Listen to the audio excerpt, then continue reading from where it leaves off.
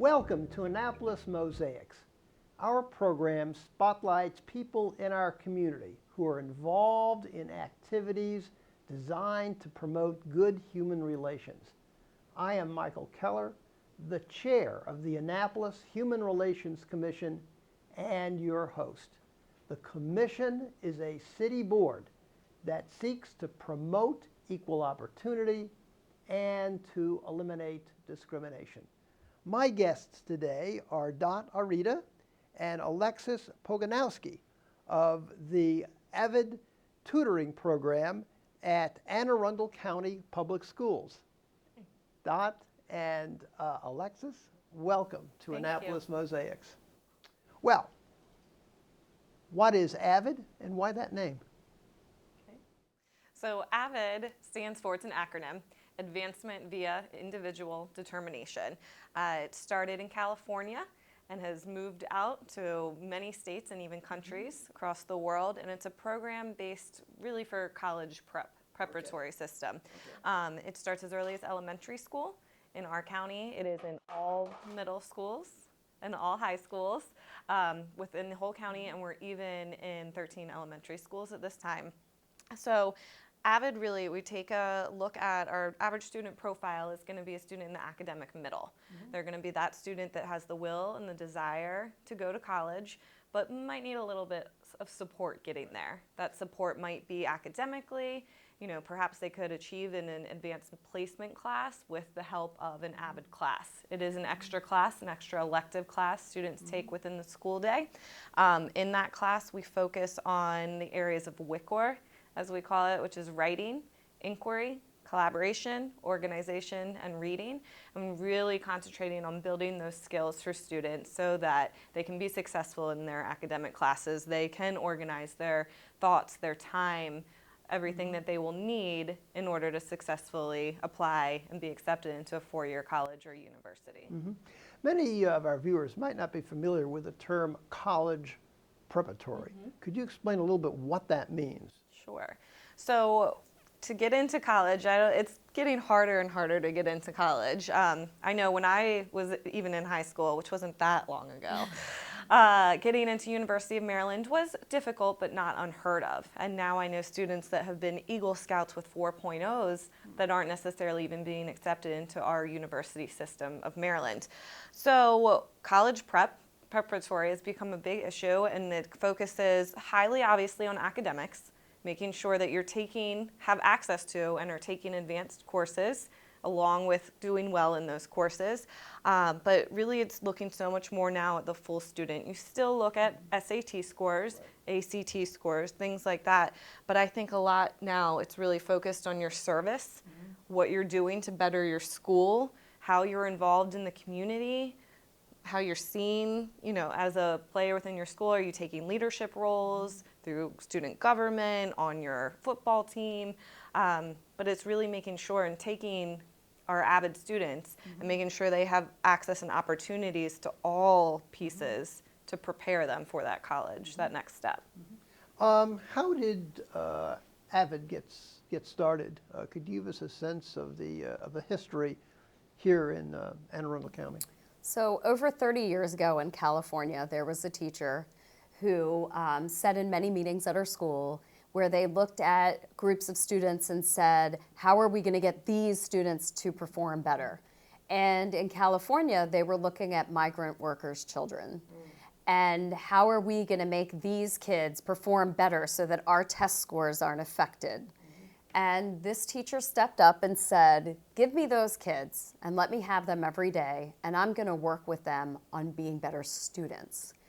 And she worked with them on time management, study skills, learning to organize their thoughts and materials, and also brought in a piece of tutoring where she had some upper class students come in and tutor the lower class students for where they were struggling.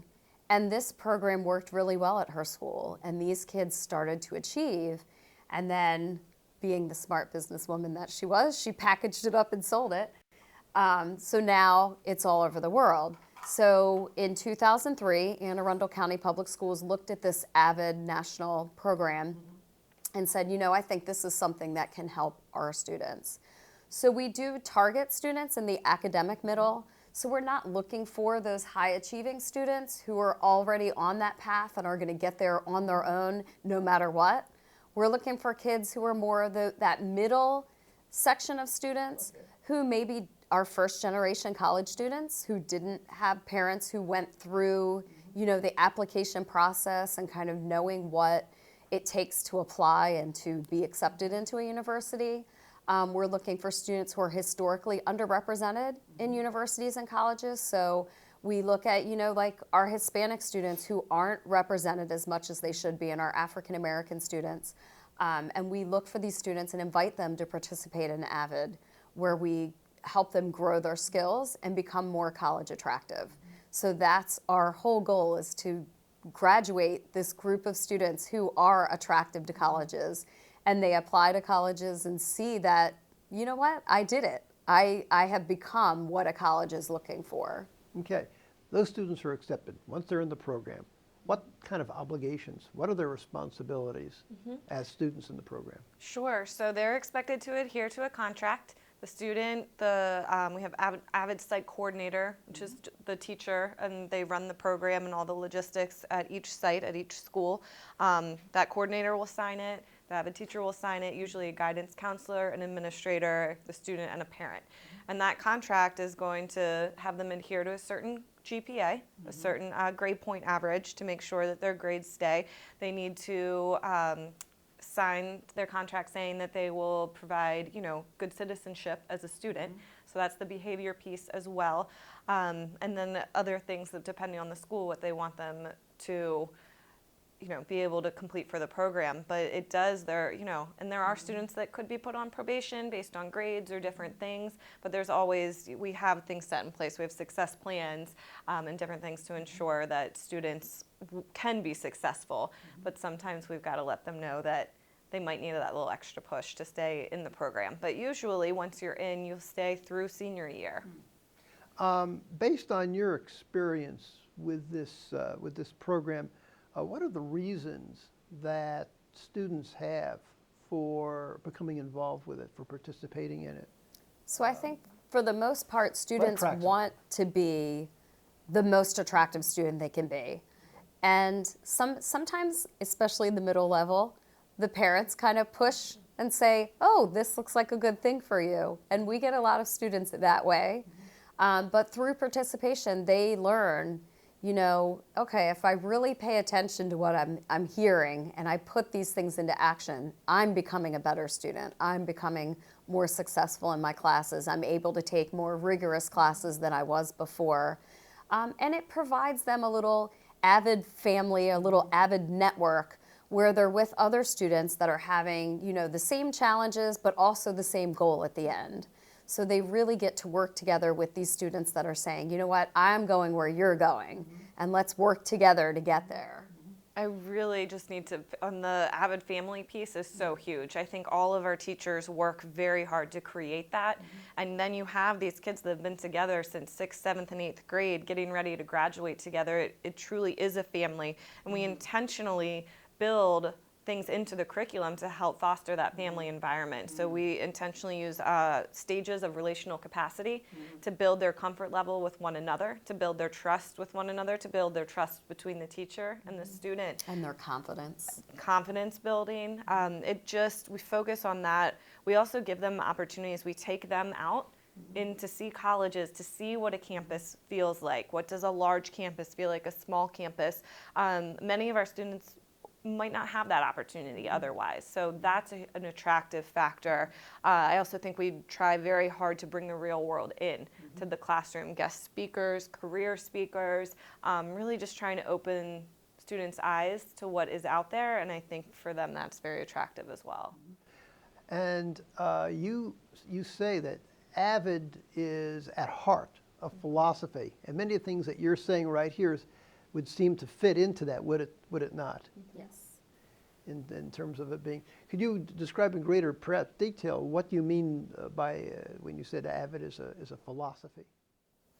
So I think the big idea is that, we can't limit kids. Right. We can't decide which kids are college bound and which kids are not. We have to help the kids have options for themselves. And we do have students who participate in AVID and then graduate and go right into the career world because that's where they, where they see themselves, where they want to be. Some of them, it's how they're going to pay for their college classes. But it's giving kids that option at the end to say, you know what? Oh, you weren't on the college path, so you're not going to college. We want all kids to be on the college path so that it's an option for them at the end. Not necessarily that they'll all choose that option, but we don't get to decide which kids get to make those choices. And so this program really goes from elementary school through middle school through high school.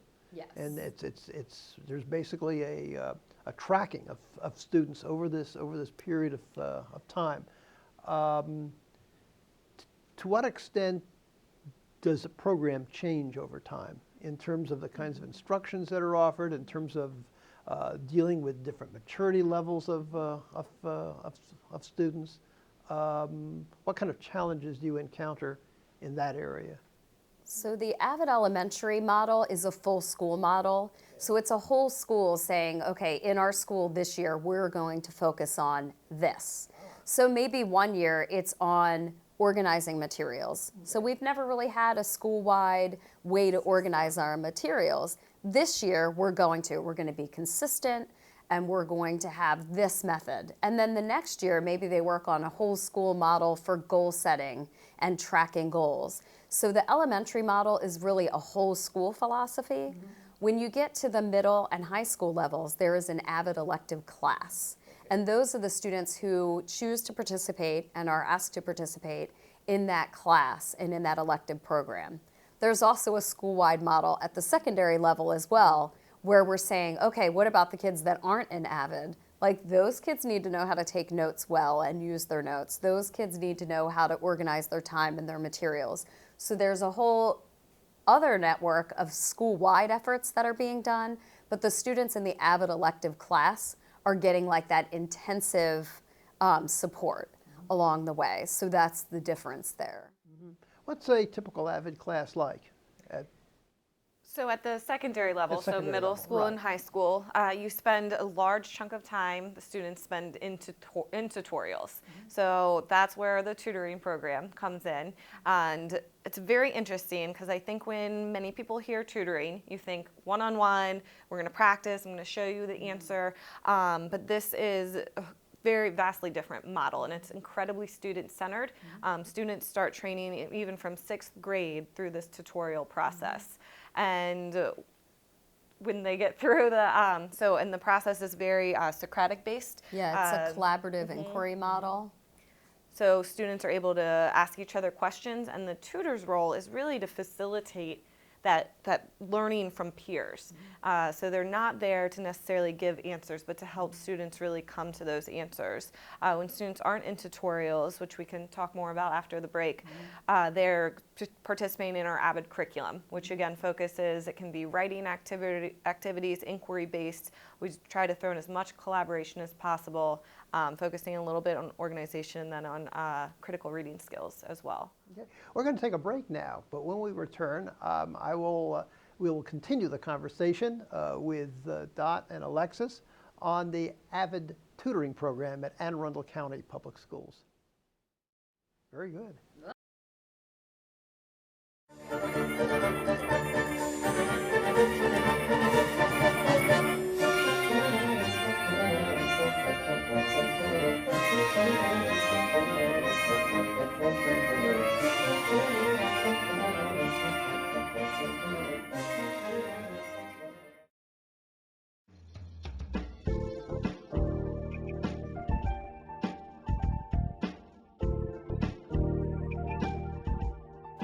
I'm talking today with Dot Arita and Alexis Pogonowski, who are involved with the AVID tutoring program at Anne Arundel County Public Schools.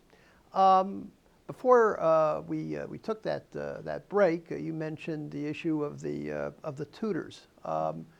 Who are the tutors, and what do they do, and how are they selected? So the AVID National Program encourages us to hire college tutors and pay those tutors for their service, which we would love to do, but we do not have the budget for that. So in our secondary schools, our tutors are almost wholly volunteers. So we have some college students come in and volunteer, get some service hours. We try to encourage some of our former AVID students to come back and give back. So they benefited from having tutors in their classroom, and we try to encourage them that twist their arms a little bit to come and give back some of that time as well. We have moms that come in, we have grandmas, we have people that just hear about our tutoring program through the Volunteer Center of Anne Arundel County. And we get these volunteers who come in to tutor for us. Once someone volunteers, we do put them through a little rigorous training program because it is a very structured process for tutorials. So we have them come in and learn that process, and then we get them into a classroom to see it in action and to start getting their feet wet. And the kids are just as good at training the adults as we are. So it's wholly volunteers who come in and work with our students. So the volunteers are really central to your program. They are. Absolutely. They are.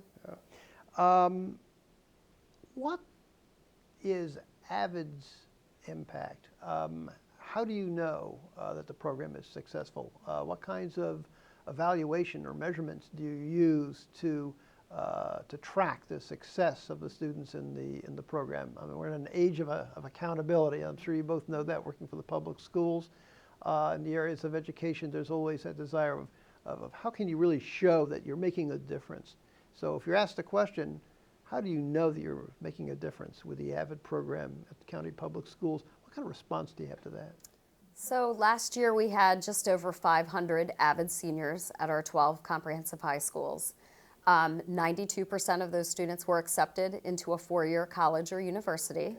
Not saying that all 92% went that route, but 92 choice. Yes, 92% had the opportunity to attend a four-year college or university. So they were college attractive. And those 500 plus students last year earned $35.8 million in scholarship money. So not only do we help them apply to college, we also help them look for and apply for scholarships as well, so that we can make that college dream more realistic for students. Many of the students in our program participate in the school's the federal free and reduced meals program. So we have our economically disadvantaged students who we're saying this is an underrepresented group in college.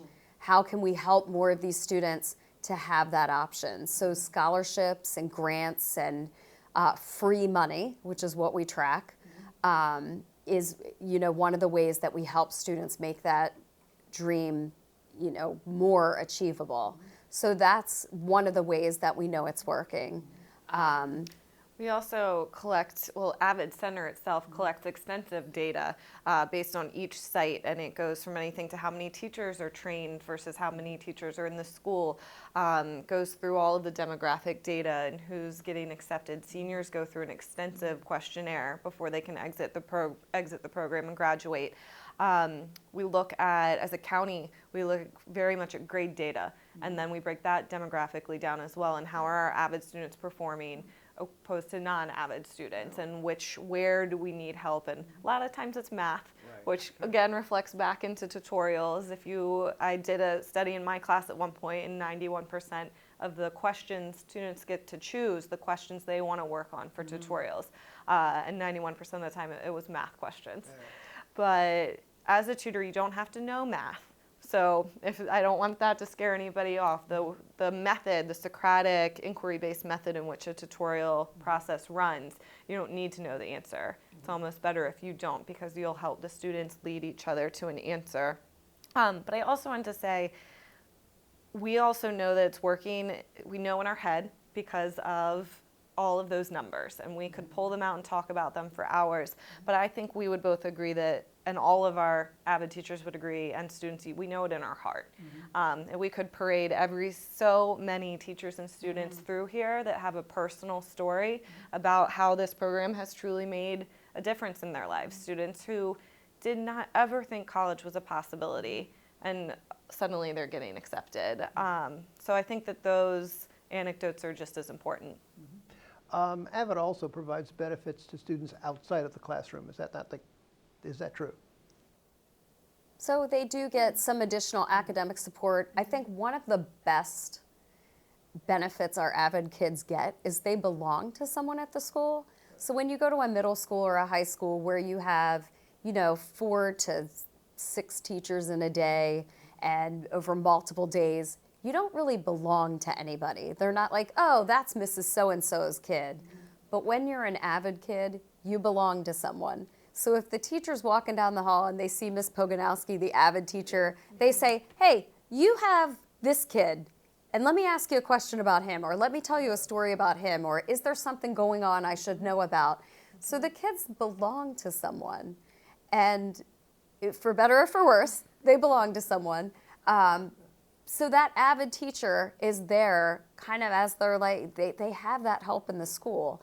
And, I just know when I was in the AVID classroom as a teacher, I would get silly emails that the teacher would say, hey, can you find this kid and tell him to ride the bus home today?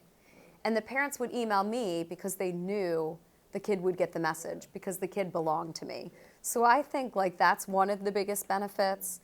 They get some after school help. We organize some service for them. So different schools do different things like having a polar plunge team or, volunteering at different venues in the county. So there are different opportunities for them as well. And the college visits are a big benefit for the students. Can you share with our viewers any stories about individual students who have taken part in the AVID program that you have found to be especially meaningful to you? Yes. Well, of course. Examples. Yes. Every single one of my students have had to overcome something. I think one of my most memorable stories, she had been in AVID since 6th grade, and the way that it had worked out, I had her for 3 of her 4 years in high school.